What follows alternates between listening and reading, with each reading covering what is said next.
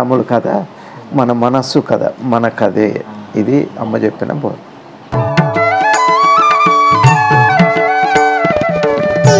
అందుకున్నారు అమ్మ ఇంకో మాటలో కూడా, వివాహం అంటే విడివిడిగా లేని అహమే వివాహం ఉంది, ఇద్దరు లేరు అని చెబుతున్నారండి అమ్మ. అదే అర్ధనారీశ్వర తత్వం. అర్ధనారీశ్వర తత్వం. ఎరుక ఉంది, భేదం లేదు. ఎరుక ఉండి భేదం లేని స్థితికి అర్ధనారీశ్వర తత్వం అని.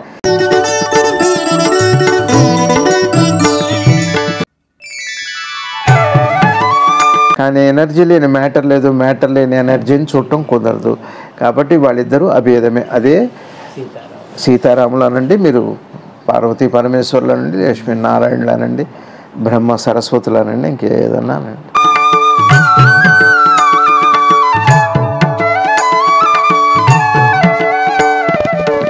వల్ల ఇవాళ అమ్మ బోధలో కనపడుతున్నాయి. ఒకటి, సగుణము నిర్గుణము సమానమే. నువ్వు పరమాత్మను చూడదలుచుకున్నావా, లోపలికి వెళ్ళైనా చూడు, బయట ప్రపంచంగా అయినా చూడు, అట్లానూ ఆరాధించు. మొత్తం సర్వం తానే కదా. నువ్వు ఎట్లా పూజ చేసినా పర్లేదు, నీకు ఏది వీలైతే అది చేసుకో. ఇంకా అక్కడ ఏం భేదం లేదు.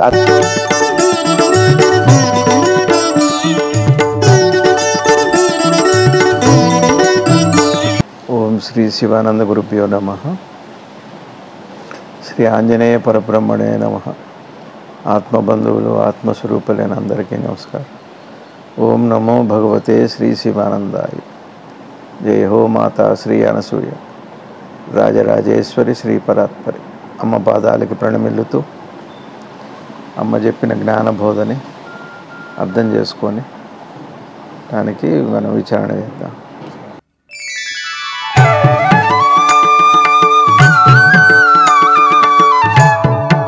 శ్రీ దిల్లెలముడి అమ్మవారు శ్రీ రామచంద్ర మహాప్రభువు గురించి తత్వపరంగానేమో అది విరామం లేనిదే రామం అని, దేహపరంగానేమో ఉనికే అది ఒక రూపం తీసుకుందని చెప్తున్నారు. ఎట్లా సమన్వయం చేసుకోవాలి?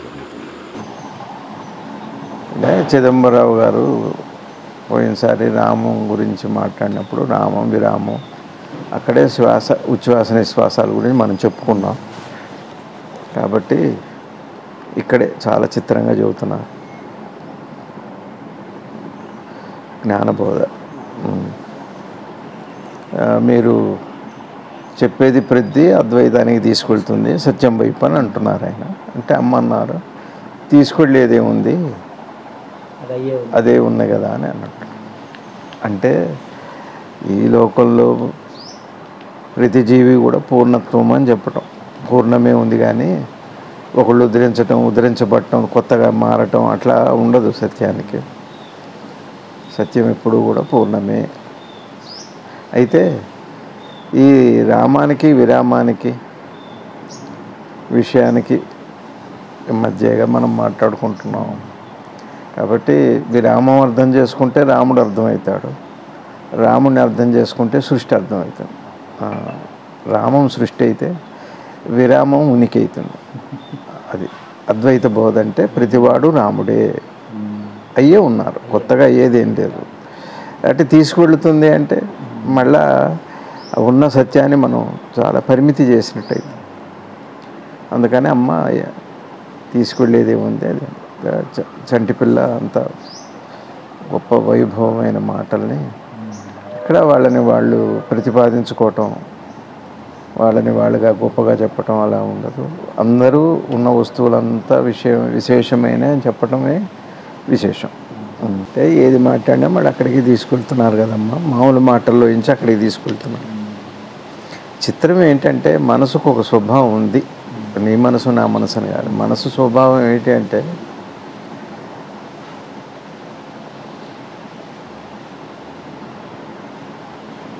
ఏది చాలా తేలికో దాన్ని అంత తొందరగా అంగీకరించదు. ఏది బాగా కఠినంగా ఉంటుందో, అర్థం కాదో అది ఎక్కువ మనసు ఇష్టపడుతుంది. మనసు యొక్క లక్షణం అది, సహజంగానే ఉంది. అందుకని జ్ఞానుల వైపు ఎక్కువ వెళ్ళరు. ఇప్పుడు చూడండి, ఒక జపం చేయండి ఫలాంది అవుతుంది అని అంటే మనసు బాగా ఉత్సాహపడుతుంది. నువ్వు అదే అంటే సత్యం అది. కానీ మనసుకు అంత తీపిగా అనిపించదు. కానీ కష్టమైంది అంటేనే ఎక్కువ మనసు ఆరాటపడుతుంది. చాలా తేలికైంది అనుభవంలో ఉన్నదాన్ని మనసు స్వీకరిస్తుందేమో కానీ అంత మక్కువ చూపెట్టదు. అది మనసుకున్న ఒక లక్షణం. అది మనందరికి కూడా అలానే. ఇప్పటివరకు ఎన్నో జ్ఞాన అవతారాలు వచ్చినాయి ఈ లోకంలో.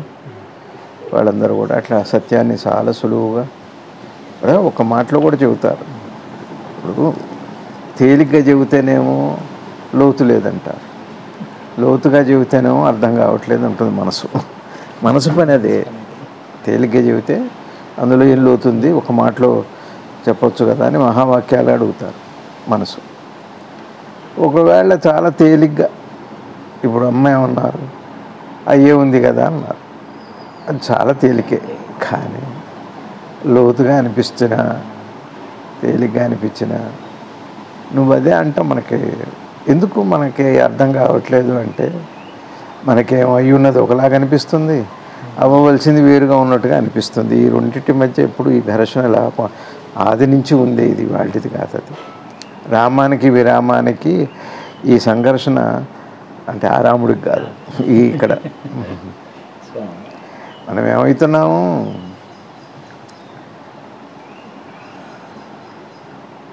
విరామంలో ఉన్న రామునే చూడట్లే,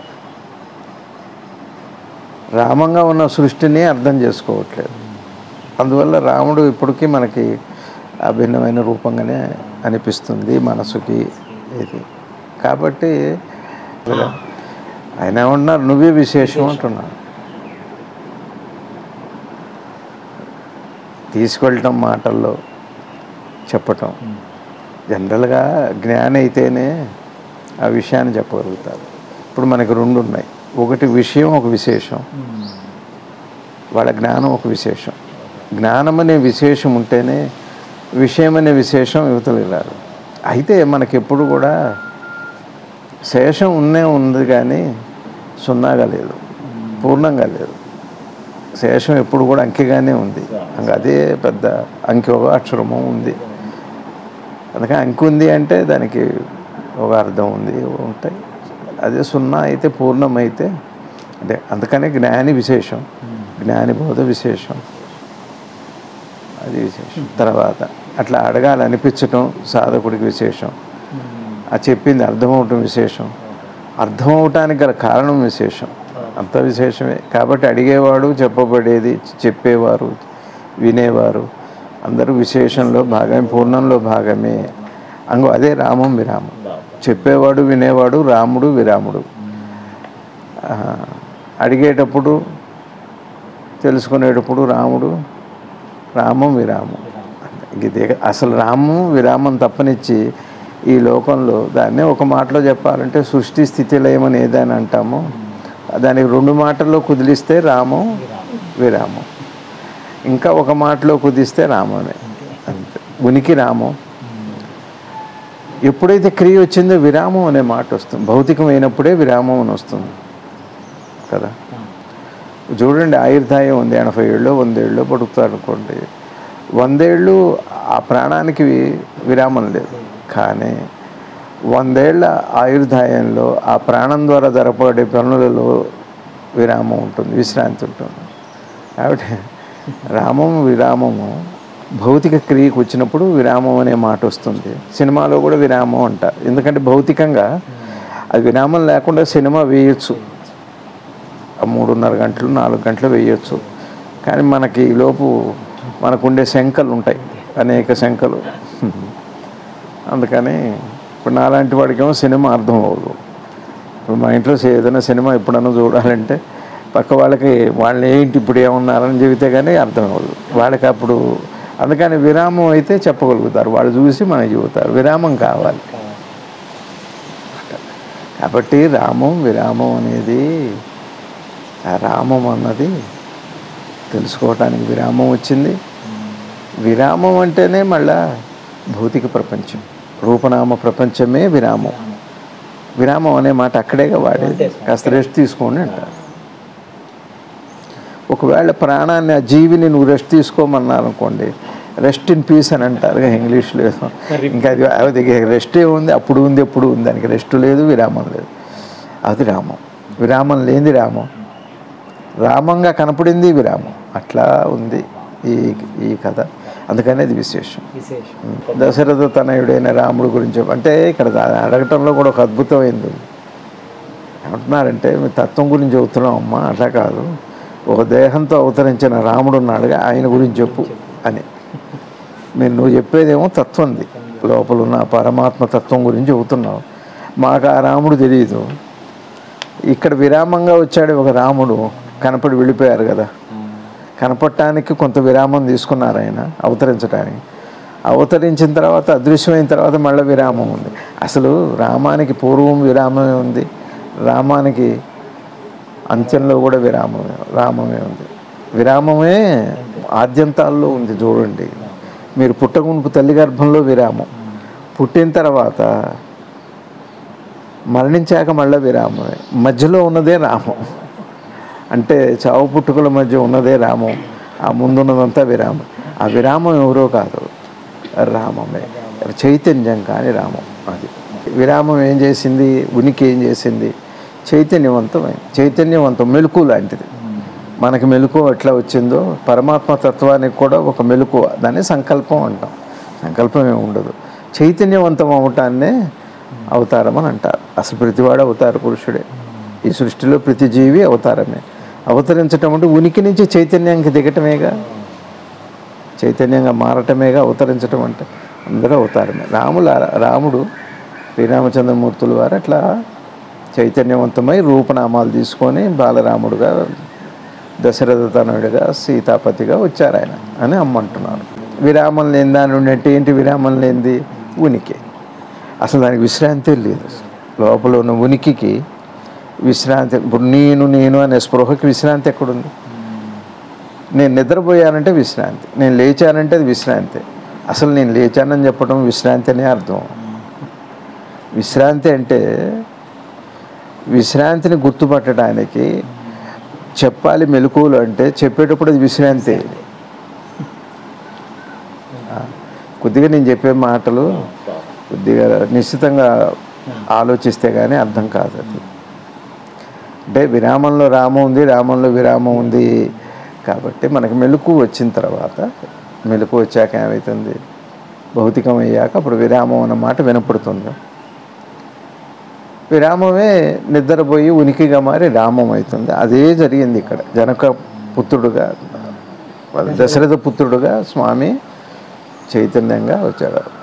మళ్ళీ అమ్మ అంత అద్భుతంగా అంటే రామాయణాన్ని మొత్తాన్ని మళ్ళీ తత్వంలోకి తీసుకొస్తున్నాడు. మళ్ళీ ఇందాకేమో దశరథ పుత్రుడుగా భౌతికంలోకి తీసుకొచ్చారు.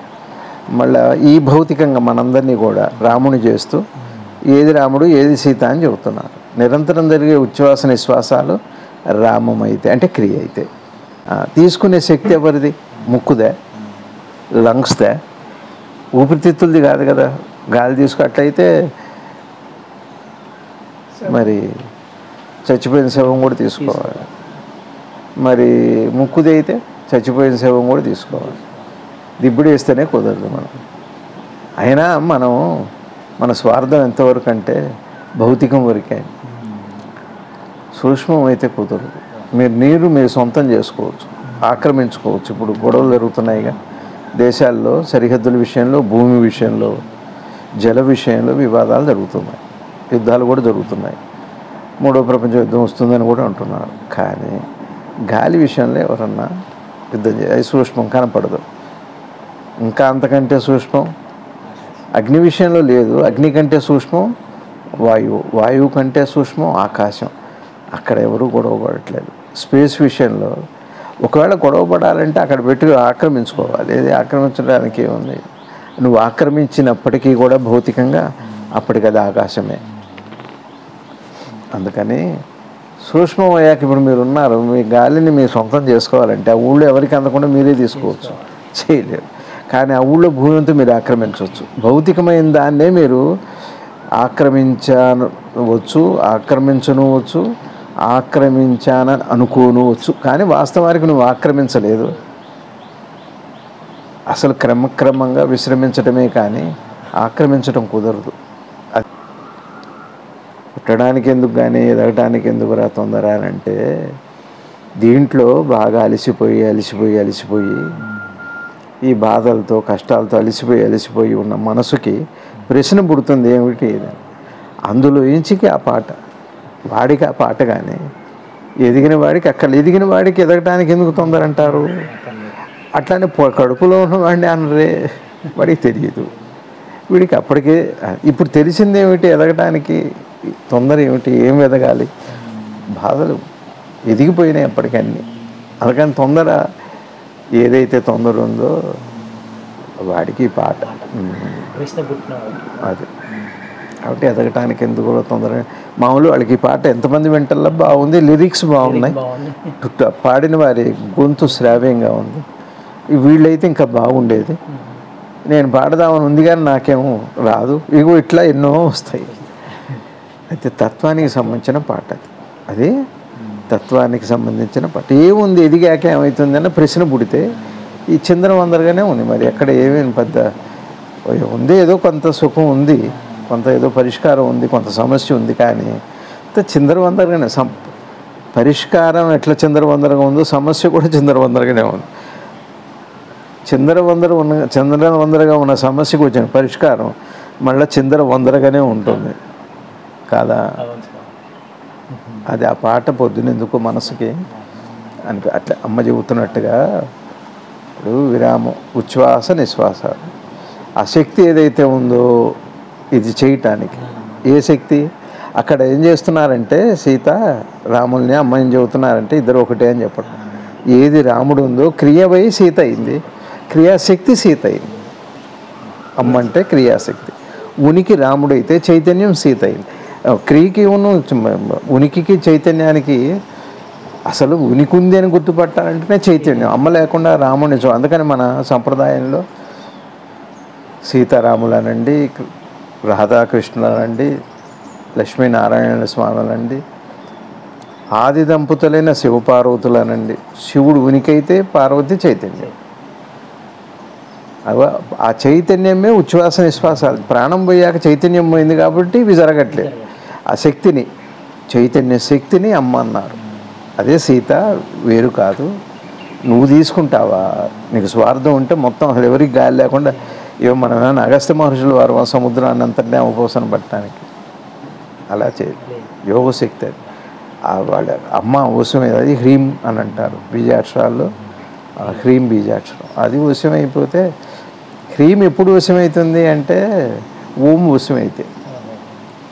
ఓం అంటే ఉనికి ఏమిటో తెలిస్తే చైతన్యం ఏమిటో తెలుస్తుంది. కానీ ఉనికి ఏమిటో తెలియాలంటే చైతన్యం వచ్చాకనే తెలుసుకోవాలి. అప్పుడు రెండు అర్థమవుతాయి, ఉనికి అర్థమవుతుంది, చైతన్యం అర్థమవుతుంది. అందుకని అమ్మ ఇద్దరిని ఒకటే చేసింది. ఇద్దరు అది పాట కూడా ఉంది కదా, వాక్కుకి అర్థానికి ఎట్లాంటి సంబంధం. పార్వతీ పరమేశ్వరులకు కూడా అట్లాంటి సంబంధం, వాక్కు అర్థం. నేను అంటంలోనే మీకు అర్థం ఉంది, కానీ నేనేమనకపోతే మీకు అర్థం ఎట్లేదు. రెండు విడివిడిగా లేవు. ప్రతి దానికి ఒక అర్థం ఉంది, ప్రయోజనం కూడా ఉంది. అర్థం అంటేనే ప్రయోజనము అని ఉంది, దానికి ఒక మీనింగ్ అంటాం కదా, మీనింగ్ అండ్ పర్పస్. తర్వాత ఏ శక్తి అయితే అంటే చైతన్యము, ఈ చైతన్య శక్తి ఏమైంది? దృశ్య ప్రపంచంగా మారి అన్నీ అందులో ఏమేమి ఉన్నాయో శక్తులన్నీ మళ్ళీ ఆర్డర్, మాయ, సర్వము కూడా ఆ సీతమ్మే అయింది. అంటే ఇప్పుడు చూడండి, రామాయణాన్ని అట్లా పెట్టి వింటే బంగారు జింకను అడగటం, అమాయకంగా భిక్ష వేయటం, గీత దాటి ఎంత కథ జరిగింది, అంతా తనలో భాగమే. అట్లా వెళ్తే రామాయణం సహేతుక దృష్టి. అది సహేతుక దృష్టి. మనకి రమణ భగవాన్ చాలా బాగా చెప్పారు. అట్లా తానే అన్నీ అయింది. అక్కడ మళ్ళా చైతన్యమైన సృష్టి అయింది. రావణాసురుడు ఎవరయ్యారు? ఆ రావణాసురుడు కూడా మరి అమ్మే. ఇక సర్వం అమ్మేనండి. అసలు ఒక కళలో మొత్తం కథాంశమంతా కళే అయినట్టుగా, కథాంశమంతా కళే. అట్లా అమ్మే అన్నీ అయింది. అమ్మే అంటే ఉనికి వచ్చాక, ప్రాణం వచ్చాక, ప్రాణం చైతన్యవంత అయ్యాక చిన్నగా లంగ్స్ ద్వారా ముక్కు ద్వారా చిన్నగా ఇదంతా సీత లేదా పార్వతి లేకపోతే దుర్గ, ఏ పేరైనా పెట్టుకోవచ్చు. దీన్ని ఇంకెట్లయినా మార్చుకోవచ్చు మీరు. సీతే హనుమంతుడు అయ్యాడు, సీతే రావణుడు అయ్యాడు, సీతే రాముడు అయ్యాడు, సీతే పరమశివుడు కూడా అయ్యాడు. ఇంకా అదేంటి చైతన్యమే ఇన్నేంది అని చెప్పటం, ఇన్ని చెప్పక్కర్లేదు నేను. అది అమ్మ చెబుతున్న మాట. ఎంత మాట అండి అసలు, ఇంత జ్ఞానం ఉండాలి, ఎంత అద్వైతం, శుద్ధ అద్వైతం, అంతిమ సత్యం. ఇప్పుడు మనం ఏం చేస్తున్నామంటే ఎక్కడో పరమాత్మ ఉన్నాడని వెతుకుతాం కదా రవి గారు. సహజంగా అమ్మే ఉంటుందంటే నువ్వు వెతుకుతున్న శక్తి ఏ చైతన్యం ఉందో అదే నువ్వు వెతికేది, నీ చైతన్యమే. చైతన్యం ఏమైంది అంటే దృశ్యంతో ఒకటైపోయి తను వేరుగా చూస్తాం. నేను చెప్పా, దేహాత్మ భావన వచ్చాక దేహాత్మ భావనగా ఏది మారిందో దాన్ని దేహాత్మ భావన వెతుకుతుంటుంది. అదే దాన్ని. ఎట్లా మీరు చిత్రంగా చూడండి, కుక్కకి తోకుంది, కుక్క తోకను పట్టుకోవాలని అప్పుడప్పుడు తిరుగుతుంటుంది, కానీ పట్టుకోలేదు, కానీ దానికి భిన్నంగా లేదు. పట్టుకున్నా కూడా దానికి భిన్నంగా లేదు. అయిందా? అంతేగాక ఒక ఈగ ఉందనుకోండి, ఆ తోకతో కొడతాం, ముడుస్తుంది, పైకి లేవు. అన్ని పనులు దాని చేత చేయించగలదు. ఆ కుక్క తోక ఏమి ఉపయోగపడుతుందో అన్ని పనులు. నేను ఎక్కడో దాంట్లో చూశాను నేను, అయ్యో యూట్యూబ్లో ఆ కోతులండి చాలా నీటి చుక్క కోసం ఎంత లోతుల్లోకి, ఆ యొక్క భయంకరమైన వాటిలో చాలా లోతులోకి వెళ్ళి ఎక్కడో చెట్టు తొర్రల్లో నీళ్లు ఉంటాయి. ఆ నీళ్ళని ఎడతాగుతుంది, ఆ కోతి. ఇంత పెద్ద తోక పెట్టాడు ఈశ్వరుడు పరమాత్మ, అంత తోక పెట్టాడు. తోకని అందులో పెట్టాక తోకకి నీళ్లు అంటుంటున్నాయిగా, బయటికి తోక తీయగానే దారలాగా నీళ్ళు వస్తే తాగుతుందండి. ఎక్కడిది తెలివి, ఎవరిచ్చారు అసలు? పరమాత్మ ఆ తోకను ఎందుకు ఇచ్చారు? దీనికి వాడమని ఆ తోకని దానికి ఎవరు చెప్పారు? నీళ్లు ఉంటాయి, నీళ్ళని ఇట్లా తాగాలి, చేతులే కాళ్ళే కాదు. నీకు దాహం తీర్చుకోవడానికి నీ దగ్గరే అట్లానే నీ దాహం తీర్చుకోవడానికి నీ దగ్గర ఒక వస్తువు, నీ భూమి పక్కనే నీరు ఎట్లా పెట్టాడో ఈశ్వరుడు, నీ జ్ఞానదాహం తీర్చుకోవటానికి నీకు మనసు అనే ఒక వస్తువు పెట్టాడు, దాన్ని సరిగా వాడుకో. ఆ కోతి తోకతో ఏదైనా చేయొచ్చు, కానీ నీళ్ళకు కూడా వాడుకుంది. కాళ్ళని వాడుకుంటుంది, చేతుల్ని వాడుకుంటుంది సందర్భాన్ని బట్టి. చిత్రమైందండి ఈ పరమాత్మ యొక్క వైభవం. అక్కడ ఒకసారి రాముడైంది, ఒకసారి సీత అయింది.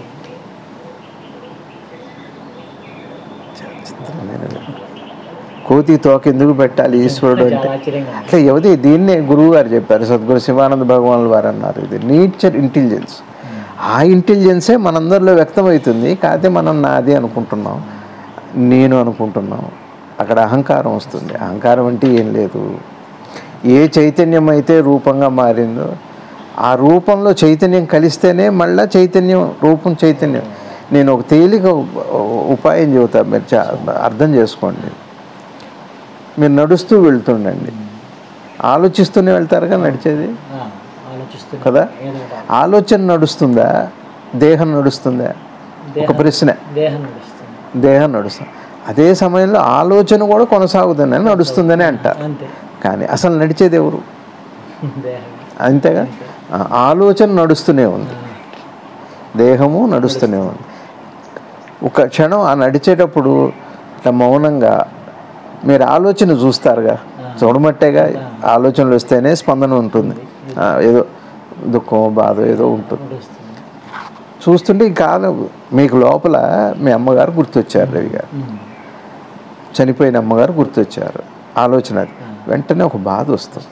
అప్పటికి మీరు నడుస్తున్నారు, ఈ దేహం అయితే ఆగదు, అది నడుస్తూనే ఉంటుంది. ఈ దేహానికి మనసుకి ఆ మాత్రం విరామం ఉంది అంటే భేదం ఉంది. అక్కడ దాకా వచ్చాక, ఆలోచన దాకా వచ్చాక ఆలోచనలో బాధ వచ్చింది. బాధ వచ్చిన తర్వాత జనరల్గా ఇప్పుడు మనం ఏదన్నా భవిష్యత్తు వర్తమానం అంటున్నాం. ఏదైనా బాధపడాలి అంటే ఇప్పుడు మీరు ఉన్నారు, మీరు బాధపడాలంటే ఏం కావాలి? ఇప్పుడు మీకు ఇమీడియట్ ఒక అనుభవం కావాలి కదా, ఒక ఇన్సిడెంట్ కావాలి కదా. వర్తమానం అంటేనే అది కదా.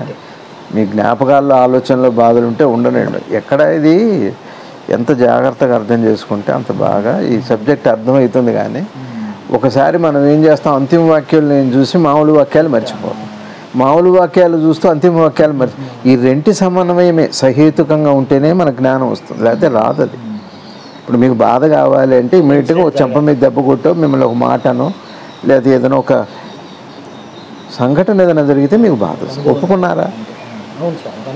మీరు నడుస్తుండగా మీ అమ్మగారు చనిపోయినట్టు గుర్తొచ్చింది, ఆవిడ ప్రేమ గుర్తొచ్చింది. ఇప్పుడు మీకేం వచ్చింది? బాధ వచ్చింది. బాధ వచ్చిన మాట నిజమే. ఈ బాధ ఏర్పడటానికి ఏమిటి కారణం? ఒక సంఘటన, అమ్మగారు పోవటం. మరి అమ్మగారు పోవటం అనే సంఘటన ఉందా ఇక్కడ? వర్తమానంలో అయితే అది లేదు. ఇప్పుడు మీ దగ్గర ఉన్నది కేవలం అనుభూతే అయిందే. ఇప్పుడు సూటిగా చూడండి, ఆ అనుభూతిని మీరు సూటిగా చూడండి. ఇప్పుడు మీకు కలిగిన బాధ సంఘటన తాలూకానా, మీ జ్ఞాపకం తాలూకానా అంటే జ్ఞాపకమే అని. సరే, అది కాదు కానీ నాకు అనుభూతి బాధ కదా. ఇక్కడ మామూలుగా లాజికల్గా ఆలోచించండి. మీకు బాధ రావాలి అంటే ఒక సంఘటన ఉంది. సంఘటన లేకుండా బాధపడుతున్నారు అంటే అర్థం ఏమిటి? సంఘటన లేకుండా ఉంటే జ్ఞాపకం అనుభూతితోనే బాధపడుతుంది అంటాం కదా. కానీ సంఘటన అయితే ఉండాలి కదా. సంఘటన లేకుండా బాధపడుతున్నారు అంటే సంఘటన లేదనే కదా అర్థం. కాబట్టి సంఘటన లేని అనుభూతికి ఏం విలువ ఉంది? ఒక ప్రశ్న వేయండి. మీ ఊహల్లో, మీ జ్ఞాపకాల్లో, మీ ఆలోచనలలో ఇదంతా విరామమే, రామమే. మీకు అర్థమైందని ప్రతి అనుభూతికి ఒక సంఘటన కావాలి. అది కరెక్ట్, అది వాస్తవికత, అది ఉన్నది చెబుతుంది. సత్యం ఏం చెబుతుంది అంటే నీకు ఒక అనుభవం కావాలి, అనుభూతి కావాలంటే ఒక సంఘటన ఉండాలి. ఇది క్లియర్ కదా. ఇప్పుడు నేను బాధపడుతున్నాను అంటే సంఘటన అయితే లేదు, సంఘటన లేకుండా అనుభూతి లేదు. కాబట్టి నేను బాధపడటంలో ఏం అర్థం ఉందని ఒకసారి ఇది సూటిగా చూడటం అంటే అది అప్పుడు రాముడు అర్థమవుతాడు. అప్పుడు ఏమర్థమవుతుంది అక్కడ? సంఘటనలు లేని అనుభూతి. అందుకే మీకు 1000 రూపాయలు ఇచ్చాను అనుకో, ఒక చెబుతారు, ఒక పేదరాశి పెద్దమ్మ ఇంటికి భోజనానికి వెళ్ళాట ఒక ఆయన. వెళ్ళిన తర్వాత ఆవిడ ఏం చేసినంత గుడ్డు కారం వేసి, ఇదే మామిడికాయ పప్పు అనుకో, ఇదే గోంగూర పచ్చడి, సాంబారు, పెరుగు, షడ్రుచులతో చెప్పింది పరమాన్నం అన్నీ. అంతా అయ్యాక ఆయన లేచి ఒక చేతులు కడుక్కొని వచ్చి చేతిలో ఒక పావుల బిళ్ళ పెట్టి, ఇదే 100 అనుకో, ఇదే 1000 అనుకో, ఇదే వరహం అనుకో, నవరత్నాలు అనుకో అని చెప్తున్నాడు. ఇక్కడ మీకు తేలిగ్గా అర్థం చేసుకోండి జ్ఞానం రావటానికి. సంఘటన లేదు, సంఘటన లేని అనుభవం లేదు, సంఘటన లేని అనుభవం లేదు. ఇప్పుడు నేను అనుభవిస్తున్నాను అనుభూతిని అని అంటే సంఘటన లేకుండా విలువ ఉందా? విలువ అంటే అర్థమైందండి. వాస్తవికత ఉన్నది ఏం చెబుతుంది? నాకు దాహం అయింది రవి గారు, ఈ మంచినీళ్ళు తాగాను, అది అనుభవం అయిందే. ఇప్పుడు నా దగ్గర మంచినీళ్ళు లేవు, దాహం కూడా కావట్లేదు. నీకు దాహం అవుతుందని బాధపడుతున్నాను, లేకపోతే అమ్మ పోయిందని బాధపడు, నాన్న పోయిందని పడితే ఆర్థికంగా బాధపడి ఇవేవో ఉన్నాయి. ఆర్థికంగా బాధపడటం అన్నది విషయంలోనే ఉంది, అది మనసులో అది వదిలిపెట్టండి. సరే, ఇక్కడ ఎప్పుడైతే బాధ వచ్చిందో నేను సూటిగా చూసినప్పుడు ఏమవుతుంది? సంఘటన లేకుండా అనుభవం జరగదు, అనుభూతి కూడా ఉండదు. ఇప్పుడు సంఘటన లేదు, అనుభవం లేదు, కేవలం నా దగ్గర అనుభూతి మాత్రమే ఉంది కదా. దీన్ని అర్థం చేసుకుంటున్నారా? మీరు చూస్తున్నారా? అది చూసేటప్పుడు ఇవేమో కదులుతున్న ఆలోచనలు, ఇందాక కదులుతున్న దేహంలాగా ఆ కథలను చూసే వస్తువే. ఆ అవగాహనే అక్కడ చూచేవాడు.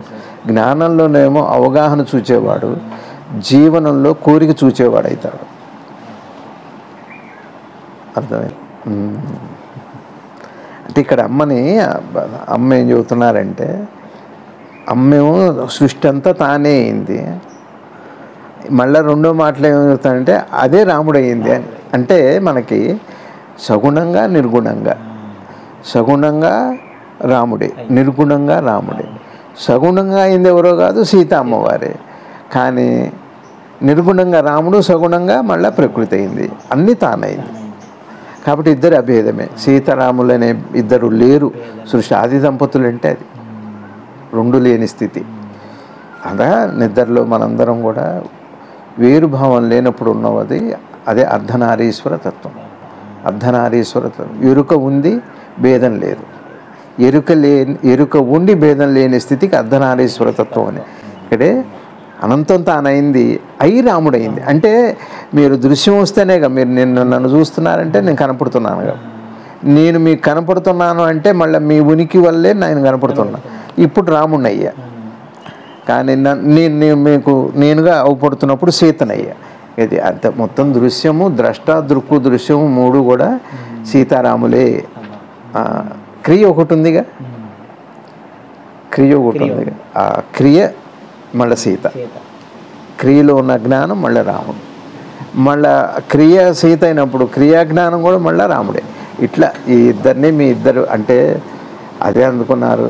అమ్మ ఇంకో మాటలో కూడా వివాహం అంటే విడివిడిగా లేని అహమే వివాహం అంది. ఇద్దరు లేరు అని చెబుతున్నారండి. అమ్మ అత్త కోడళ్ళకి అదే చెప్పారు, తల్లి కూతుళ్ళకి అదే చెప్పారు, మామాళ్ళకి అదే చెప్పారు. ఈ సృష్టిలో దేనికైనా ఇద్దరు రెండు అనేది లేదు. అది పెద్ద అయ్యాక మనకి చెప్పారు. చంటితనంలోనే పరమాత్మతత్వాన్ని గురించి అంత బాగా చెబుతున్నారు. కన్ను లేని చూపు లేదు కదా ఇవి, కానీ చూపు లేని కన్ను ప్రయోజనం కూడా లేదు కదా. రెండు ఉంటేనే కదా చూపు అంటున్నాం. ఇదే రాముడు అన్న సీత అన్న. అంత బాగుందండి. ఇక్కడ సీతే ప్రపంచంగా మారింది అన్నప్పుడు ప్రపంచంలో రాముడు ఒకడు కాదా? మరి రాముడు ఎవరు? సీత. ఇట్లా దేహంగా కనపడుతున్న రాముడు సీతే అయిందా? ఇప్పుడు రాముడు వచ్చాడు కదా, ఇక సీత అమ్మవారిని పక్కన పెట్టండి. ఆయన ఏం చేశారు? అనంతమైన ధర్మాన్ని మనకి అందించారు. అదే మరి ఈ సృష్టిలో ఏమున్నాయో శక్తులు, మీరు ధర్మం అనండి, క్రియ అనండి, అవన్నీ అదంతా ఎవరి శక్తి? మళ్ళా సీతాశక్తి. రాముడుగా కనపడుతున్నది ఎవరు అంటే రామ రూపమంతా సీతే. రాములు వారి సమస్త కదలికలు సీతే, కానీ మొత్తము రాముడే. అయితే మళ్ళీ ఇదంతా అవ్వడానికి ఆ సీతగా ఉన్న ఏ శక్తి అయితే ఉందో ఉనికి శక్తి, మళ్ళీ అది రాముడే. రాముడు సీత అయింది ఒక ఉనికిగా మారినప్పుడు, ఉనికిగా మారినప్పుడు సీత రాముడైంది. ఈ సీతారాముల కథ మన మనస్సు కథ, మన కథే. ఇది అమ్మ చెప్పిన బోధ. అంటే సీతారాములు లేరు, ఇద్దరు లేరండి. ఇంక ఇది విన్నాక మనం సీతారాములు అది కళ్యాణం, ఇది తెలిస్తే కళ్యాణం. సీతారాములు అంటే ఈ మన ఇప్పుడు సైన్స్లో చెప్పుకోవాలంటే E = mc² అంటున్నారు. Energy matter, energy. ఇక్కడ అమ్మే ఉన్నారు, ఎనర్జీని ఒక చోట రాముడు అన్నారు, ఒక చోట సీత అన్నారు. మ్యాటర్ని ఒక చోట సీత అన్నారు, ఒక చోట రాముడు అన్నారు. కానీ ఎనర్జీ లేని మ్యాటర్ లేదు, మ్యాటర్ లేని ఎనర్జీని చూడటం కుదరదు. కాబట్టి వాళ్ళిద్దరూ అభేదమే. అదే సీతారాములు అనండి, మీరు పార్వతీ పరమేశ్వరులు అనండి, లక్ష్మీ నారాయణులు అనండి, బ్రహ్మ సరస్వతులు అనండి, ఇంకేదన్నా అనండి. చాలా అద్భుతమైన బోధ. ఇదంతా 6వ ఏట చేసిన ఒక బోధ ఇది. అమ్మ 6వ ఏట చంటి తల్లిగా ఒక పెద్ద పండితుడికి చిదంబరరావు గారని వారితో మాట్లాడారు. దశరథ పుత్రుడైన రాముడి గురించి చెప్పమ్మా అని అడిగారు. అడిగితే సీతారాముల గురించి చెప్పమంటే ఇట్లా చెబుతున్నారు. తత్వబోధ 6వ ఏట. ఏదా ఒక చోట మీరు క్రియను ఉనికనండి, ఒక చోట ఉనికిని క్రియనండి, ఏం తప్పు లేదు. ఎందుకంటే మనం ఉనికిలో ఉండి క్రియలో ఉండి కదా చెబుతున్నాం, ఉనికిలో ఉండి క్రియలో ఉండి చెబుతున్నాం. అందుకని దీనివల్ల ఇవాళ అమ్మ బోధలో కనపడుతున్నాయి. ఒకటి, సగుణము నిర్గుణము సమానమే. నువ్వు పరమాత్మను చూడదలుచుకున్నావా, లోపలికి వెళ్ళైనా చూడు, బయట ప్రపంచంగా అయినా చూడు, అట్లాను ఆరాధించు. మొత్తం సర్వం తానే కదా. నువ్వు ఎట్లా పూజ చేసినా పర్లేదు, నీకు ఏది వీలైతే అది చేసుకో. ఇంకా అక్కడ ఏం భేదం లేదు. అద్వైతము అంటే అర్థం ఏంటంటే అన్నీ ఒకటే అని చెప్పటం కాదు. నువ్వు ఏది చేసినా అదే వస్తుంది అని, నువ్వు ఎట్లన్నా చెయ్యి. అందుకనే సద్గురుదేవులు శివానంద భగవాన్లు అంటే it is a pathless goal. దానికి మార్గం లేని గమ్యము. మీ ఇష్టం. ఇప్పుడు నన్ను మీరు రాముడు అనుకున్నారనుకోండి, తప్పులేదు. ఆ రూపం కాదు, నేను చూసేవాడే రాముడు అనుకున్నాను అనుకోండి, మీ తప్పులేదు. ఇక్కడ అద్వైతం అనే మాట అర్థం, నేను లేను, అది లేదు, ఇది ఉంది, అది లేదని చెప్పటం కాదు. అద్వైతం అంటే ఏది ఎట్లా తీసుకున్నా చివరికి అక్కడికే వస్తుంది, దాని పేరు అద్వైతము అంటే. ఇప్పుడు నది వెళ్ళి సముద్రంలో కలుస్తుంది, ఇంకా నదిని పిలవం కదా, అద్వైతం అంటే ఇంకా స్టార్టింగ్లో అదే అన్నారు, అద్వైతం నేను చెప్పేది ఉంది, ఉన్నది అదే కదా, ఉన్నది అదే కదా అంటే ఇంతకంటే ఏముంది చెప్పండి. అయితే రూపనామాల్లో భేదం ఉంది కాబట్టి, భేదం కలిగింది కాబట్టి అనుమానం వస్తుంది. ఆ భేద బుద్ధి పోతే జ్ఞానబుద్ధి వస్తుంది. భేద బుద్ధి పోతే ఉన్నది ఏమిటి? జ్ఞానమే. అయ్యే జ్ఞానం అని పేరు కూడా లేదు. భేద బుద్ధి పోవటమే జ్ఞానం, కానీ మళ్ళీ జ్ఞానబుద్ధి అనేది ఏమి ఉండదు, జ్ఞానబుద్ధి ఏం లేదు, అది సహజం. కాబట్టి సగుణమైన నిర్గుణమైన అట్లానే ఒక మాట అమ్మ ఏం చెప్పారు, సగుణమైన నిర్గుణమైన. రెండో పాయింట్, ఈ సృష్టిలో స్త్రీ పురుషులు అనేవి రెండు ఉన్నాయి. ఈ స్త్రీ పురుషులు అనేవి రెండుగా కనపడుతున్నా కూడా అది క్రియాశక్తి జ్ఞానశక్తే కాబట్టి రెండు ఒకటే. సీతారాములు అనండి, మీరు ఏ దేవతలు ఇద్దరు అని అంటున్నా, లేకపోతే మన ఇద్దరికి నేను స్త్రీని మీరు పురుషుడు అన్నా, ఆ పురుషుడు ఎవరున్నారో అది రెండు ఒకటే. క్రియల్ని బట్టి పేరు, విషయాన్ని బట్టి పేరు. స్త్రీ అంటే ఏముందండి, విషయాన్ని బట్టే కదా. ఇది రెండో మాట చెప్పారు. ఇక మూడో మాట ఏం చెప్పారు అంటే, ఉన్నది అదే, దానికోసం ఏమీ అది ఎవరు కొత్తగా చేసింది కాదు, అది కాదు.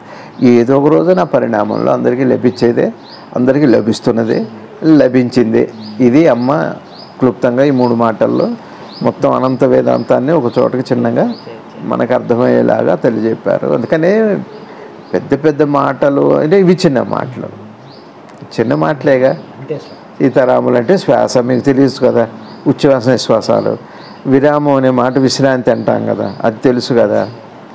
వాటికే ఆ మాటలకే పరమాత్మని జోడించి చెప్పారు.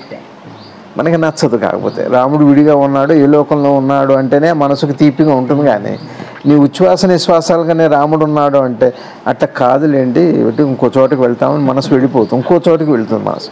సరే వాళ్ళు ఎవరన్నా కానీ మనసు లక్షణం, అర్థం కదా. ఇప్పుడు మీరు శ్వాసను చూడండి, మీకు పరమాత్మ దగ్గరికి వెళ్తారన్నా అనుకో, ఆ పరమాత్మ శ్వాస లోపలికి కదా వెళ్తుంది, అక్కడ పరమాత్మ ఎట్టుంటాడండి, అట్లా చెప్పలేదు కదా ఎవరు, వాళ్ళు చెప్పలేదు సార్, నువ్వు చూడరాదు ఒకసారి, మనసు ఒప్పుకోదు. అందుకనే ఎప్పుడు చెప్పేవాడికి వినేవాడికి ఎప్పుడు చెప్పేవాళ్ళు ఇది ఈ సంప్రదాయం సృష్టి ఆది నుంచి సృష్టి అంతం వరకు ఈ సంప్రదాయం ఉంటుంది. ఆ విరామం, gap, there is a gap between cup and lip అని. మీరు కప్పు లిప్పుల దగ్గరే పెట్టుకున్నా అనుకోండి, తాగటం అనేది ఉండదు, తీయాలిగా. విరామం ఉంటేనేగా ఏ పనైనా చేయటం. ఏదైనా పని చేసినప్పుడు సీత అయింది, విరామం ఇస్తే రామం అయింది. విరామమే రామం. రాముడు క్రియాత్మకం అయితే సీత అయింది, సీత విరామం తీసుకుంటే రాముడు అయింది. ఇంతే ఇవాళ చెప్పిన బోధ. నమస్కారం. భారత్ మాతాకు జై. సద్గురు శివానంద గురుభ్యో నమః. అమ్మ పాదాలకి నమస్కారం. స్వామి నమస్తే. స్వామి శ్రీ జిల్లెళ్ళమూడి అమ్మవారి దగ్గర పోయినసారి రామం విరామం గురించి చెప్పారు. చిదంబరరావు గారు అంటున్నారు, నువ్వు చెప్పే ప్రతి ఒక్కటి అద్వైత స్థితికి తీసుకెళ్లేదేనమ్మా అన్నారు. అమ్మ అంటున్నారు, నేను తీసుకెళ్లేది ఏముంది, అది అయ్యే ఉంది కదా అని అన్నారు అమ్మ. చిదంబరరావు గారు అన్నారు, సామాన్యంగా బయలుదేరి ప్రతిదాన్ని ఆ పాయింట్ దగ్గరికే తీసుకువెళ్ళగలగటం ఏం విశేషం అమ్మా, ఇది విశేషం ఏముందిలే, నీవే విశేషం కదా. దశరథ తనయుడైన రాముడి గురించి చెప్పమ్మా అన్నారు. ఆయన ఆ సమయానికి ఆ అవతారం అవసరమై ఆ రాముడు పరిమితి కలిగి రాముడిగా రావాల్సి వచ్చింది. విరామం లేని దానిలోంచి ఆ రాముడిగా ఆయన అవతరించారు. తనలో ఉండే ఉచ్ఛ్వాస నిశ్వాసాలే రామం, తనలో ఉండే శక్తి సీతై, ఆ సీతే లోకమాతై, ప్రకృతై, వికృతై, సర్వసాక్షై, సర్వం ఆ రామమై విరామం లేని వారుగా ఈ ప్రపంచానికి ధర్మాన్ని పంచిపెట్టారు. వారే సీతారాములు అని చెప్తున్నారు.